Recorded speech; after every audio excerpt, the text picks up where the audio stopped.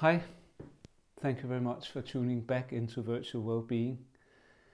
My name is Lars Hansen, I'm a psychiatrist, and I love to talk to you about things that are important for your well-being. And what could be better than talking about success and failure? I think it is some concepts that really has a big impact on our lives and our quality of life. And in a world that is driven by what you could call toxic positivity, we all have to be positive. Mediocrity is terrible and should be shunned, and success is heralded as the only legitimate goal in life. I think it's hugely relevant to talk about success or failure and whether you feel that you are a success or a failure. A good place to start is to talk about how we define success. And most of us actually fall already at that first hurdle, because defining success is hugely difficult actually.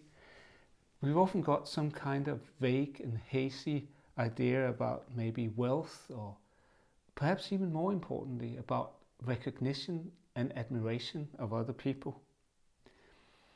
And in spite of its haziness, this concept often rules our life. And of course it's also based on expectations, our own, our family's expectations, and our culture's expectations. But in fact, we can define success, and we should do it instead of being ruled by some very vague ideas. We also very often have a very binary concept. Here is success, here is failure. Binary means either or. And of course, success is much more on a continuum. And we identify deeply with success or failure. So for example, I hear my patients saying, sitting in the sofa just behind you, they would say, I am a failure, not I have failed. And rarer, I am a success instead of I have succeeded. So we identify so intensely with these kind of our own judgment of our behavior and what we've done. And by the way, who told us that we must succeed at all costs anyway? I don't think anyone did. And also remember that we are fantastically poor judges of our own performance. You remember we talked in previous videos about the negativity bias that we all have, because that's how our forefathers, they survived. So we have a tendency anyway to judge ourselves very harshly, and that's really important to be aware of this bias. And paradoxically, in this society where many of us feel like failures, there's also a sadness phobia. We are not allowed to have any negative emotions. We should always be positive, and it is shameful to fail. And of course, I do agree, and I don't like failure myself for one bit, but failure comes in a very ugly package. But it's possible that if we unwrap that package, there is, with all its visceral intensity, some really important learnings for all of us in failure. And I think there is actually mileage in looking the monster of failure straight in the eye, facing up to it. That really takes courage. Courage is, as we talked about before, a hugely important human character trait. But most of us, we do exactly the opposite. We avoid, we stick our head in the sand, we try to numb a feeling of potential failure through alcohol, through inertia, so not doing anything, denying or blaming others. That's called externalisation. Aggression perhaps, and externalizing, so nothing to do with us. Another typical way of approaching failure is to seek excessive safety. not taking any chances, never daring to step out where the ice may be a tiny bit thinner ever again. And that's of course a terrible lesson to take away. In preparation for this video here, I read a lot about what old philosophers and other big thinkers thought about failure. And it's interesting because they sing the praises of failure and defeat, almost unanimously. I won't tire you with all of this, but for example, Bob Dylan, a Nobel Prize winner and a famous singer-songwriter, he said, "There's no success like failure." Winston Churchill said, "Success consists of going from failure to failure without the loss of enthusiasm." And perhaps most famously, Samuel Beckett, another Nobel Prize winner, he said, "Ever tried, ever failed, no matter, try again, fail better." So I think what these guys are saying is that failure equals learning. And I think there is something about this. But please also note that all of these guys eventually became extremely successful. So maybe they've forgotten how miserable failure actually is.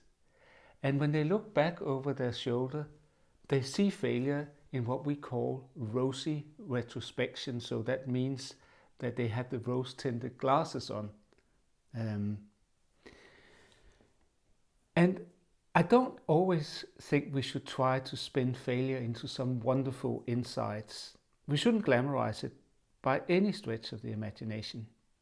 But take it from a veteran of failure. I failed in so many things: relationships, publishing books, sometimes with patients where I've said something absolutely silly or prescribed the wrong medication.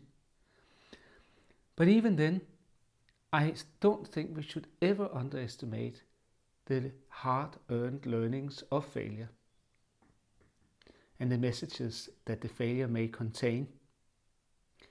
And by the way, there's no need to seek out failure. Failure will find you, because it is so ubiquitous. And no matter how hard we try to hide under the duvet, failure will come in some shape or form. So we better be prepared. Are the big thinkers right? Are there any positives about failure? We've already talked about the learnings, but it also gives us pause for thought. We are in an envy-free zone because when you fail, other people don't envy you. And envy can be very, very difficult to deal with, as we touched upon before.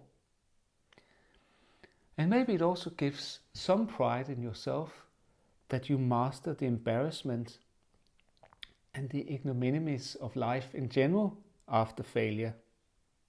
You can get closer to other people. So it's not entirely negative. But there are also risks of wallowing in failures. One of them is that you become a masochist and you actually become overly attached to failures, and that carries its own risk.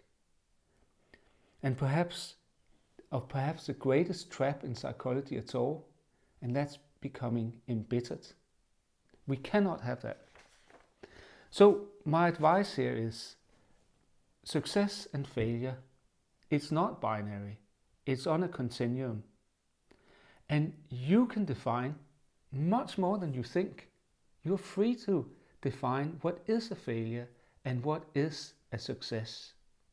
And remember this negativity bias, that we are very poor at judging ourselves objectively, and we love to judge ourselves as a failure.